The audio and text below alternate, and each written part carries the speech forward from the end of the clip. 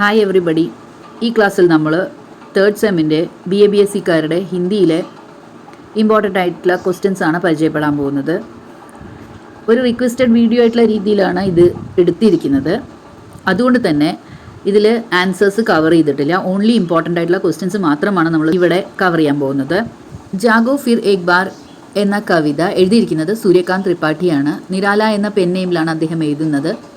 അപ്പോൾ അദ്ദേഹത്തിനെ കുറിച്ചിട്ടുള്ള ഇമ്പോർട്ടൻ്റ് ആയിട്ടുള്ള ഇൻഫർമേഷൻസ് ആദ്യം എഴുതുക. ഏതൊരു ക്വസ്റ്റ്യൻ എസ്എ ടൈപ്പ് ക്വസ്റ്റ്യൻ ആയിട്ടുള്ള രീതിയിൽ, ഷോർട്ട് ആൻസർ ആയിട്ടുള്ള രീതിയിൽ വരികയാണെങ്കിൽ നിങ്ങൾ ആദ്യം ചെയ്യേണ്ടത് ഇൻട്രൊഡക്ടറി ആയിട്ടുള്ള ഒരു പാരഗ്രാഫ് സ്റ്റാർട്ട് ചെയ്യുക, ഒരു ഇൻട്രൊഡക്ഷൻ കൊടുക്കുക, കവിതയിൽ എന്താ പറഞ്ഞിരിക്കുന്നത്, അതിൻ്റെ മുമ്പേ കവിയെ പരിചയപ്പെടുത്തുക. അപ്പോൾ ഈ കവിത നിരാലയാണ് എഴുതിയിരിക്കുന്നത്. അപ്പോൾ അതിൽ നിന്ന് ഷോർട്ട് ആൻസേഴ്സും എസ്എ ടൈപ്പ് ക്വസ്റ്റ്യൻസ് പല രീതിയിലും വരാം. അപ്പോൾ ഇതിൽ പ്രീവിയസ് ഇയറിൽ വന്നിരിക്കുന്ന 2 ടൈപ്പ് ആയിട്ടുള്ള ക്വസ്റ്റ്യൻസ് ആണ് ഇവിടെ കൊടുത്തിരിക്കുന്നത്. ജാഗോ ഫിർ ഏക് ബാർ കവിത കാ സന്ദേശ് ക്യാ ഹെ, ഈ കവിതയുടെ സന്ദേശം എന്താണ് എന്ന് ചോദിച്ചിരിക്കുന്നു. അപ്പോൾ ഇതിൻ്റെ ഉത്തരമായിട്ട് നിങ്ങൾ എഴുതേണ്ടത് കവിയെ ആദ്യം പരിചയപ്പെടുത്തുക, കവിയുടെ മെയിനായിട്ടുള്ള രചനകൾ, കവിയുടെ സ്റ്റൈൽ ഓഫ് റൈറ്റിംഗ്, അതിനുശേഷം ഈ കവിതയിൽ എന്താണോ പറഞ്ഞിരിക്കുന്നത് അത് കൃത്യമായിട്ടുള്ള രീതിയിൽ എഴുതാൻ ശ്രമിക്കുക. പോയിന്റ് ടു പോയിന്റ് ആയിട്ടുള്ള രീതിയിൽ എഴുതുക. ഒരുപാട് വാരി വലിച്ച് എഴുതി എന്ന് വിചാരിച്ചിട്ട് ഒരുപാട് മാർക്കൊന്നും നിങ്ങൾക്ക് കിട്ടാൻ പോകുന്നില്ല. അതൊരു തെറ്റിദ്ധാരണ മാത്രമാണ്. അപ്പോൾ നിങ്ങൾ പോയിന്റ് ടു പോയിന്റ് ആയിട്ട് എഴുതാൻ ശ്രമിക്കുക. ആ ചോദ്യത്തിൽ എന്താണ് ചോദിച്ചിരിക്കുന്നത് അതിന് മാത്രം ഉത്തരം എഴുതാൻ ശ്രമിക്കുക. ഓക്കെ, അപ്പോൾ നെക്സ്റ്റ് വൺ നോക്കൂ. നിരാല കി കാവ്യകല, നിരാല എങ്ങനെയാണ് എഴുതുന്നത്, സ്റ്റൈൽ ഓഫ് റൈറ്റിംഗ് എങ്ങനെയാണ് എന്നൊക്കെയാണ് ചോദിച്ചിരിക്കുന്നത്. അപ്പോൾ ആദ്യം നിങ്ങൾക്ക് ഈ പറഞ്ഞ പോലെ കവിയെ ഒന്ന് പരിചയപ്പെടുത്താം. അതിനുശേഷം നിരാല കി കവിതാओं में जागरण का स्वर हर जगह दिखाई देता है, എപ്പോഴും മനസ്സിനെ ഉണർത്തുന്ന രീതിയിലുള്ള കവിതകളാണ് നിരാലാജി എഴുതുന്നത്. प्रकृति के माध्यम से ऐतिहासिक सांस्कृतिक प्रतीकों के माध्यम से मानव के मन को जगाना, उसमें आत्मविश्वास भरने का, हर एक बंधन को तोड़कर सक्रिय होने की प्रेरणा देता है എന്ന് വെച്ചാൽ ഇതിൽ ഇപ്പോൾ നിരാലാജി ചെയ്തിരിക്കുന്നത്, ഈ കവിതയിൽ ചെയ്തിരിക്കുന്നതും അതേ ഒരു സ്റ്റൈലാണ്. അതായത് അദ്ദേഹം നേച്ചറിനെ കമ്പയർ ചെയ്തിട്ട് നേച്ചറിൻ്റെ കാര്യങ്ങളൊക്കെ പറഞ്ഞു തന്നിട്ട് മനുഷ്യ മനസ്സിനെ ഉണർത്തുക എന്ന ഒരു ഉദ്ദേശം മാത്രമാണ് ഈ കവിതയിൽ ഉള്ളത്. അതുപോലെ തന്നെ നല്ലൊരു ആത്മവിശ്വാസം പകർന്നു തരികയും മനുഷ്യ മനസ്സ് ഉണർന്ന് അനീതികൾക്കെതിരെയൊക്കെ പോരാടും എന്നൊരു വിശ്വാസം വെക്കുന്ന രീതിയിലുള്ള ഒരു കവിതയും കൂടിയാണ് ജാഗോ ഫിർ ഏക് ബാർ എന്നാണ് ഇവിടെ പറഞ്ഞിരിക്കുന്നത്. മനുഷ്യ के मन में देश, जाति, भारतवर्ष के तत्कालीन अपमानदायक जीवन के प्रति विद्रोह की भावना भरी हुई है. അപ്പോൾ ഈ കവിത എഴുതപ്പെട്ടത് ബ്രിട്ടീഷ് ഭരണകാലത്ത് ഇന്ത്യൻസ് നേരിട്ടിരുന്ന ചൂഷണങ്ങളുടെ ഒരു എക്സ്പീരിയൻസ് ചെയ്തിരിക്കുന്ന ഒരാളായിട്ടുള്ള രീതിയിലാണ് നിരാലാജി ഉള്ളത്. അതുകൊണ്ട് തന്നെ അദ്ദേഹത്തിൻ്റെ മനസ്സിലും അവിടെ ജീവിച്ചിരുന്ന ആൾക്കാരുടെ മനസ്സിലും ആ ടൈമിലുണ്ടായിരുന്ന എല്ലാ എക്സ്പ്ലോയിറ്റേഷൻസിനെതിരെയുള്ള ദ്വേഷം, ദേഷ്യം ഇതെല്ലാം കാണിക്കുന്ന രീതിയിലുള്ള ഒരു കവിതയാണിത്. ഈ കവിതയിൽ ഈ എക്സ്പ്ലോയിറ്റേഷൻസിനെതിരെ ഉണർന്ന് പ്രതിരോധിക്കണം എന്നൊരു സന്ദേശമാണ് ഇതിലുള്ളത്. അപ്പോൾ ഇസ് കവിത മേ ജാഗ്നെ കാ സന്ദേശ് കെ സാത്ത് കവി ഉമ്മീദ് ഭി വ്യക്ത് കർത്താ ഹെ എന്ന് വെച്ചാൽ ഈ കവിതയിൽ ഉണരണം, നമ്മൾ ഈ സിറ്റുവേഷൻസിനനുസരിച്ച് പ്രവർത്തിക്കണം എന്നൊരു സന്ദേശം മാത്രമല്ല, ആൾക്കാർ ഉണർന്ന് പ്രവർത്തിക്കും എന്നൊരു ആശയം ഇതിലൂടെ കവി പ്രകടമാക്കുന്നുണ്ട് എന്നാണ് ആ ഒരു വാക്കിൽ അർത്ഥമാക്കുന്നത്. സൂര്യകാന്ത് ത്രിപാഠി നിരാല എഴുതുന്ന ഒരു സ്റ്റൈൽ ഓഫ് റൈറ്റിംഗ് ആണ്. അത് ജാഗോ ഫിർ ഏക് ബാറിൽ എന്താണ് പറഞ്ഞിരിക്കുന്നത് അതും കൂടി ഇതിൽ ഉൾപ്പെടുത്തിയിട്ടുണ്ട്. ഓക്കെ, അപ്പോൾ ഇത് ഞാനൊരു ചെറിയൊരു പാരഗ്രാഫ് മാത്രമാണ് ഇതിനെക്കുറിച്ചിട്ട് എഴുതിയിരിക്കുന്നത്. ഇത് പോരാ, ഇതിന് കുറച്ചും കൂടി എലാബറേറ്റ് ചെയ്തിട്ടുള്ള രീതിയിൽ, നിരാലയെ പരിചയപ്പെടുത്തിയിട്ടുള്ള രീതിയിൽ ഒരു ഇൻട്രൊഡക്ടറി പാരഗ്രാഫ് നിങ്ങൾ എഴുതേണ്ടതാണ്. അതിനുശേഷം മാത്രം ഇത് എഴുതി അവസാനിപ്പിക്കേണ്ടതാണ്. ഓക്കെ, അടുത്തത് നോക്കൂ. ബേജഗ, അനാമിക ആണ് ഈ ഒരു പോയം എഴുതിയിരിക്കുന്നത്. അപ്പോൾ ഇതിൽ നിന്ന് ക്വസ്റ്റ്യൻസ് എങ്ങനെയാണ് വരിക എന്ന് വെച്ചാൽ സ്ത്രീയുടെ ദശ എങ്ങനെയാണ്, സൊസൈറ്റിയിൽ സ്ത്രീകളുടെ ഒരു പൊസിഷൻ എന്നൊക്കെയാണ് ഈ കവിതയിൽ നിന്ന് വരാൻ പോകുന്ന ക്വസ്റ്റ്യൻസ്. അതുപോലെ തന്നെ നാഖൂനും കേശങ്ങളെ പോലെ എങ്ങനെയാണ് സ്ത്രീകളുടെ പൊസിഷൻസ് കമ്പയർ ചെയ്തിരിക്കുന്നത് എന്നും ചോദ്യം വരാം. അതുപോലെ തന്നെ അടുത്തത് നോക്കൂ. സ്ത്രീ കേസെ ബേജഗ ഹോ ജാതി ഹെ. എൻ്റെ മുമ്പേ ചെയ്ത വീഡിയോയിൽ ഒരു ക്വസ്റ്റ്യൻ ഉണ്ടായിരുന്നു, 2 മാർക്സ് ക്വസ്റ്റ്യൻ. സ്ത്രീ കേസെ ബേജഗ ഹോ ജാതി ഹെ, അത് 2 മാർക്കിൽ മാത്രം എഴുതേണ്ട ഒന്നും ഇത് കുറച്ച് എക്സ്പ്ലെയിൻ ചെയ്തിട്ട് എഴുതേണ്ട ഒരു ക്വസ്റ്റ്യനും കൂടിയാണ്. അപ്പോൾ നിങ്ങൾ മനസ്സിലാക്കേണ്ടത് ഒരു ക്വസ്റ്റ്യൻ തന്നെ 2 രീതിയിൽ റിപ്പീറ്റ് ആയിട്ട് വരാം. 2 മാർക്സ് ആയിട്ടുള്ള രീതിയിലും വരാം, ഷോർട്ട് ആൻസർ ക്വസ്റ്റ്യൻ ആയിട്ടും വരാം. അപ്പോൾ മാർക്കിനനുസരിച്ച് നിങ്ങൾ എഴുതാൻ ശ്രമിക്കൂ. മേരെ അധികാർ കഹാ ഹെ, ജയപ്രകാശ് കർദം എഴുതിയ ഈ കവിത ഇമ്പോർട്ടൻ്റ് ആയിട്ടുള്ള ഒരു കവിതയാണ്. ദളിതരുടെ ഒരു സിറ്റുവേഷൻസിനെ കുറിച്ചിട്ടുള്ള ഒരു ക്രിറ്റിസിസം ആയിട്ടുള്ള രീതിയിൽ ക്രിട്ടിസൈസ് ചെയ്തിട്ടുള്ള ഒരു കവിതയായിട്ടാണ് ഇത് ഉള്ളത്. അപ്പോൾ അതിൽ നിന്ന് വരുന്ന ക്വസ്റ്റ്യൻസ് നോക്കൂ. ഫസ്റ്റ്, മേരെ അധികാർ കഹാ ഹെ, കവിതാ മേ കവി കാ വ്യംഗ്യ ക്യാ ഹെ. കവി ഒരു സട്ടയർ ആയിട്ടുള്ള രീതിയിലാണ് ഈ കവിത എഴുതിയിരിക്കുന്നത്. എങ്ങനെ ഈ കവിതയിൽ ദളിതർ അനുഭവിച്ച കാര്യങ്ങൾ ഒരു ചിരി ഉണർത്തുന്ന രീതിയിൽ, ഒരു സട്ടൈറിക്കൽ രീതിയിൽ എങ്ങനെ ഈ കവി അവരുടെ സിറ്റുവേഷൻസ് എക്സ്പ്ലെയിൻ ചെയ്തിരിക്കുന്നു എന്നാണ് ആ ചോദ്യത്തിൻ്റെ അർത്ഥം. അത് നിങ്ങൾ ആദ്യം കവിയെ പരിചയപ്പെടുത്തുക, കവിതയുടെ സന്ദേശം എഴുതുക, കവിതയിൽ പറഞ്ഞിരിക്കുന്ന കാര്യങ്ങൾ, ദളിതരുടെ കാര്യങ്ങൾ മെയിനായിട്ട് ഇതിൽ എഴുതാൻ ശ്രമിക്കുക. ഓക്കെ. മേരെ അധികാർ കവിത മേ ദലിതോ की कौन सी दशा का ചിത്രം किया गया है. ദളിതരുടെ സിറ്റുവേഷൻസ് എങ്ങനെയാണ് ഈ കവിതയിൽ എക്സ്പ്ലെയിൻ ചെയ്തിരിക്കുന്നത് എന്നാണ് ചോദ്യം.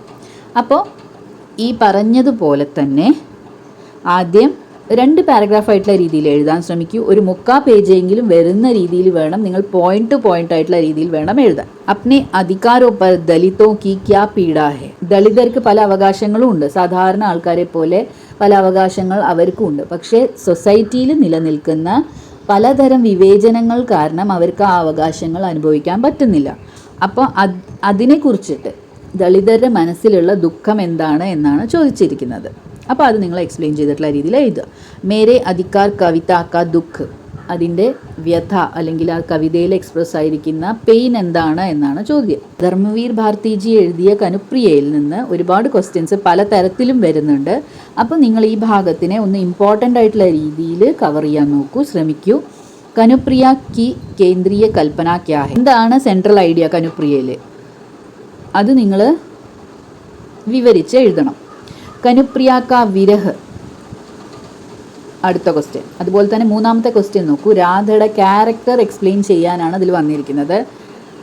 4ാമത്തെ ക്വസ്റ്റ്യൻ കനുപ്രിയ കി കഹാനി, എന്താണ് സ്റ്റോറി കനുപ്രിയയിൽ. രാധാ കി ചേതന കൃഷ്ണ കാ അധൂരാപ്പൻ, Kanupriya K Aadhaar per is പർ ചർച്ച കീജി. ഇത് ഡിസ്കസ് ചെയ്യാനാണ് പറഞ്ഞിരിക്കുന്നത്. രാധയില്ലെങ്കിൽ കൃഷ്ണനില്ല എന്ന ഒരു ടാഗ് ലൈനോട് കൂടിയിട്ട് വേണം നിങ്ങൾ ഈ ഒരു ക്വസ്റ്റ്യനെ സമീപിക്കാൻ. ഈ പറഞ്ഞിരിക്കുന്ന പോലെ തന്നെ ചിലപ്പോൾ ഇത് ഷോർട്ട് ആൻസർ ആയിട്ടുള്ള രീതിയിൽ വരാം, ചിലപ്പോൾ എസ്സേ ടൈപ്പ് ക്വസ്റ്റ്യൻ ആയിട്ട് വരാം. കനുപ്രിയാമേ സംവാദ്, കനുപ്രിയാക്ക പ്രതിപാദ്യ വിഷയം, എന്താണ് ഇതിൽ പ്രൂവ് ചെയ്യാൻ ശ്രമിച്ചിരിക്കുന്നത്. കനുപ്രിയ എന്ന സ്റ്റോറിയിലൂടെ ധർമ്മവീർ ഭാരതിജി എന്താണ് ഇവിടെ എക്സ്പ്രസ് ചെയ്യാൻ ശ്രമിച്ചിരിക്കുന്നത്, എന്താണ് പ്രൂവ് ചെയ്യാൻ ശ്രമിച്ചിരിക്കുന്നത് എന്ന് കൃത്യമായിട്ട് എഴുതാൻ ശ്രമിക്കൂ. കനുപ്രിയാമേ രാധാ കെ മൻമേ കൃഷ്ണ കാ സ്വരൂപ് കേസാ ഹെ, അതായത് ഈ രാധയുടെ മനസ്സിലുള്ള കൃഷ്ണൻ്റെ സ്വരൂപം എങ്ങനെയാണ് എന്നാണ് ആ ചോദ്യം. അത് വെറും കൃഷ്ണൻ്റെ സ്വരൂപം എങ്ങനെയാണ് എന്ന രീതിയിലും വരാം ഈ ചോദ്യം തന്നെ. സഖീവേ മുത്സെ കെഹക്കർ ജാത്തെ, മൈഥിലി ശരൺ ഗുപ്തജി എഴുതിയ ഈ കവിതയിൽ സഖീവേ മുത്സെ കെഹക്കർ ജാത്തെ മേ യശോധര കെ ദുഃഖ് കാ വർണ്ണൻ, യശോധരയുടെ സങ്കടം അല്ലെങ്കിൽ വിഷമം എങ്ങനെയാണ് എക്സ്പ്ലെയിൻ ചെയ്തിരിക്കുന്നത്, അതെന്താണ് എന്നാണ് ചോദ്യം. യശോധര കാ വിരഹ കാ വർണ്ണൻ, യശോധര സിദ്ധാർത്ഥൻ പോയ ശേഷം യശോധരയുടെ ഒരു ലൈഫ് എങ്ങനെയാണ് ലീഡ് ചെയ്യുന്നത്, ആ സമയത്തെ യശോധരയുടെ വിരഹം, അതിനെക്കുറിച്ചിട്ടാണ് പറയേണ്ടത് ഈ ക്വസ്റ്റ്യനിൽ. കബീർ കെ ദോഹെ, കബീറിൻ്റെ ദോഹയിൽ മെയിൻ ക്വസ്റ്റ്യൻസ് കബീർ കി റായ് മേ ഈശ്വർ കഹാ ഹെ, കബീറിൻ്റെ അഭിപ്രായത്തിൽ ഈശ്വരൻ എവിടെയാണ് എന്നാണ് നിങ്ങൾ എക്സ്പ്ലെയിൻ ചെയ്യേണ്ടത്. 2ാമത്തെ ക്വസ്റ്റ്യൻ നോക്കൂ. ഗുരു മഹിമ അഭിവ്യക്ത് കർണേ വാല കബീർ കാ ഏക് ദോഹ, ഗുരു മഹിമ കാണിക്കുന്ന രീതിയിലുള്ള ദോഹ ഏതാണ് എന്നാണ് ചോദ്യം ചോദിച്ചിരിക്കുന്നത്. അതുപോലെ തന്നെ കബീർ കെ രാം കേസെ ഹെ, നിർഗുൺ ഭക്തി ശാഖയിലെ ഒരു കവിയാണ് കബീർ. അപ്പോൾ അദ്ദേഹത്തിൻ്റെ രാമന് രൂപമില്ല, ലീലകൾ ചെയ്യാൻ സാധിക്കില്ല, അതുപോലെ തന്നെ ഈശ്വര സങ്കല്പം മാത്രമാണ് അദ്ദേഹത്തിൻ്റെ വിചാരധാരയിൽ ഉള്ളത് എന്ന് എഴുതി അതിനെ എക്സ്പ്ലെയിൻ ചെയ്യാൻ ശ്രമിക്കുകയാണ് നിങ്ങൾ ഈ ചോദ്യത്തിന് ആൻസർ ചെയ്യുമ്പോൾ ചെയ്യേണ്ടത്. ദോഹേ കാ വർണ്ണൻ എന്ന് വെച്ചാൽ കബീറിൻ്റെ ഏതെങ്കിലും ദോഹ തന്നിട്ട് അതിനെ വർണ്ണിക്കാൻ, അതിലെന്താ പറഞ്ഞിരിക്കുന്നത് എക്സ്പ്ലെയിൻ ചെയ്യാനായിട്ട് വരാറുണ്ട്. അപ്പോൾ നിങ്ങൾക്ക് ഇതിലൊക്കെ ഞാൻ വീഡിയോസ് ഇട്ടിട്ടുണ്ട്. ആ വീഡിയോസ് എല്ലാം കണ്ടു കഴിഞ്ഞാൽ തന്നെ നിങ്ങൾക്ക് ഈ ആൻസേഴ്സ് എല്ലാം എഴുതാൻ സാധിക്കും. സൂർദാസ് കെ പദ്, അടുത്തത് സൂർദാസ് കി സഖ്യഭക്തി കേസി ഹെ. നമുക്കറിയാം സൂർദാസ് സഗുൺ ഭക്തിധാര കവിയാണ്. അപ്പോൾ അദ്ദേഹത്തിൻ്റെ അങ്ങനത്തെ ഭക്തിയെക്കുറിച്ചിട്ട് ഉള്ള വിവരണം ചെയ്യാനാണ് അവിടെ പറഞ്ഞിരിക്കുന്നത്. അതുപോലെ തന്നെ ഇതിൽ നിന്നും ദോഹ വർണ്ണിക്കാനായിട്ട് വരാറുണ്ട്, എക്സ്പ്ലെയിൻ ചെയ്യാനായിട്ട് വരാറുണ്ട്. അപ്പോൾ നിങ്ങൾ അതും ആ പാർട്ടും ഒന്ന് ശ്രദ്ധിച്ച് പഠിക്കാൻ ശ്രമിക്കും. തുളസിദാസ് കെ ദോഹെ, അപ്പോൾ ഇതിൽ നിന്ന് കൂടുതലായിട്ട് വരാറ് തുളസിദാസിൻ്റെ രാമൻ എങ്ങനെയായിരുന്നു എന്ന് ഒരു കമ്പാരിസൺ ആയിട്ടുള്ള രീതിയിൽ വരാറുണ്ട്. പിന്നെ തുളസിദാസിനെ പരിചയപ്പെടുത്താനും വരാറുണ്ട്. ലങ്ക കെ ഭയങ്കർ ശരീർ വാലെ യോദ്ധാവോ കോ ദേക്കർ ഹനുമാൻ നെ ക്യാ കിയ, അതായത് ഹനുമാൻ ലങ്കയിലേക്ക് കടക്കാൻ ശ്രമിക്കുന്ന സമയത്ത് ഭയങ്കരമായിട്ടുള്ള, അതായത് വലിയ ശരീരത്തോട് കൂടിയിട്ടുള്ള യോദ്ധാക്കളെ കാണുന്നുണ്ട് ലങ്കയുടെ ആ പ്രവേശന കവാടത്തിൽ. അപ്പോൾ ഹനുമാൻ എന്ത് ചെയ്തു എന്നാണ് ആ ക്വസ്റ്റ്യൻ്റെ അർത്ഥം വരുന്നത്. പിന്നെ തുളസി കെ റാമും കബീറിൻ്റെ റാമും രണ്ടും തമ്മിലുള്ള വ്യത്യാസം എന്താണ്, അതിൻ്റെ ഡിഫറൻസസ് എന്താണ് എന്ന് എഴുതുന്ന രീതിയിൽ ഒരു കമ്പാരിസണും വരാറുണ്ട്, കണ്ടുവന്നിട്ടുണ്ട് പ്രീവിയസ് ഇയറിൽ. മേനെ കഹ പേട് ആഗ്നേയജി എഴുതിയതാണ്. അപ്പോൾ ആഗ്നേയൻ്റെ കവിതകളിലെ മെയിൻ ആയിട്ടുള്ള കവിതകൾ ഏതൊക്കെയാണ്, അദ്ദേഹത്തിൻ്റെ സ്റ്റൈൽ ഓഫ് റൈറ്റിംഗ് എങ്ങനെയൊക്കെയാണ്, ഇതെല്ലാം പഠിക്കാനും എസ്സേ ടൈപ്പ് ക്വസ്റ്റ്യൻസ് വരുന്ന സമയത്ത് ഇതെല്ലാം എക്സ്പ്ലെയിൻ ചെയ്യാനും നിങ്ങൾ ശ്രമിക്കണം. കവിനെ പേട് കോ മഹാൻ കഹ, ഇസ് പർ പേട് ക ഉത്തർ ക്യാ ഹെ എന്ന് വെച്ചാൽ കവി പേടിനെ മഹാൻ എന്ന് വിളിക്കുന്നുണ്ട്. അപ്പോൾ പേട് എന്താണ് ഇതിനായിട്ട് മറുപടി പറയുന്നത്? മനുഷ്യക്കോ പേട് സേ ക്യാ സീഖ് ലേനി ചാഹിയെ, എന്ത് ലെസനാണ് മനുഷ്യൻ മരങ്ങളിൽ നിന്ന് പഠിച്ചെടുക്കേണ്ടത് എന്നും ചോദിച്ചത് കണ്ടിട്ടുണ്ട്. ഓക്കെ, അപ്പോൾ ഇതും ഒരു ഇമ്പോർട്ടൻ്റ് ആയിട്ടുള്ള രീതിയിലുള്ള ക്വസ്റ്റ്യൻസ് ആണ്. അടുത്തത് ബീജ് വ്യഥയാണ്. ജ്ഞാനേന്ദ്രപതി എഴുതിയ ബീജ് വ്യഥ. ബീജ് വ്യഥാമേ കവി കിസ് സങ്കട്ട് പർ സങ്കേത് കർത്തേ ഹെ, ഇനി വരാൻ പോകുന്ന ഏതൊരു ഡേഞ്ചറിനെ കുറിച്ചിട്ട് ഈ ഒരു കവിതയിൽ കവി കൃത്യമായിട്ട് പറയുന്നുണ്ട്. അപ്പോൾ അതെന്താണ്, അതിനെ എക്സ്പ്ലെയിൻ ചെയ്യണം എന്നാണ് ഈ ചോദ്യത്തിൽ അർത്ഥം വരുന്നത്. ബീജ് വ്യഥ കാ സാർ സന്ദേശ്, ഇതിലെ സമ്മറിയാണ് ഇവിടെ എഴുതേണ്ടത്. ഹം ബി സാജേദാർ थे, നാഗാർജുൻ കെ അനുസാർ ഹം കിസ്കെ സാജേദാർ ഹെ, നമ്മൾ എന്തിൻ്റെ സാജേദാറാണ് എന്നാണ് ചോദ്യത്തിൽ ചോദിച്ചിരിക്കുന്നത്. പുത്ലി മേ സംസാർ അരുൺ കമൽജി എഴുതിയ കവിതയാണ്.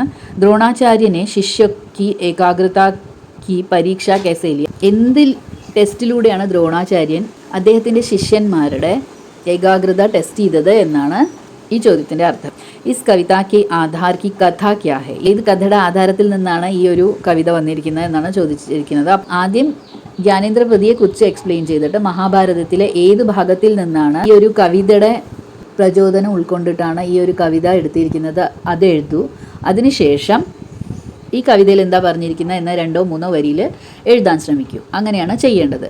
ഇതിലെ എല്ലാ ഇമ്പോർട്ടൻറ്റ് ക്വസ്റ്റ്യൻസും കവർ ആയിട്ടുണ്ട് എന്ന് ഞാൻ പറയുന്നില്ല. ഈ വീഡിയോൻ്റെ മുൻപും ഞാൻ 2 ക്വസ്റ്റ്യൻ പേപ്പർ ഡിസ്കഷൻസ് ഇട്ടിട്ടുണ്ട്, അതും ചെക്ക് ചെയ്യൂ. റിപ്പീറ്റേറ്റീവ് ആയിട്ടുള്ള രീതിയിൽ ഒരുപാട് ക്വസ്റ്റ്യൻസ് വരുന്നുണ്ട്. എല്ലാ കവിതയുടെയും സാരാംശം, അതായത് സമ്മറി പഠിച്ചു കഴിഞ്ഞാൽ തീർച്ചയായിട്ടും നിങ്ങൾക്ക് ആ കവിതയുടെ ഏത് ഭാഗത്തിൽ നിന്നും ക്വസ്റ്റ്യൻ വന്നു കഴിഞ്ഞാൽ അതിനെ അറ്റൻഡ് ചെയ്യാൻ സാധിക്കും.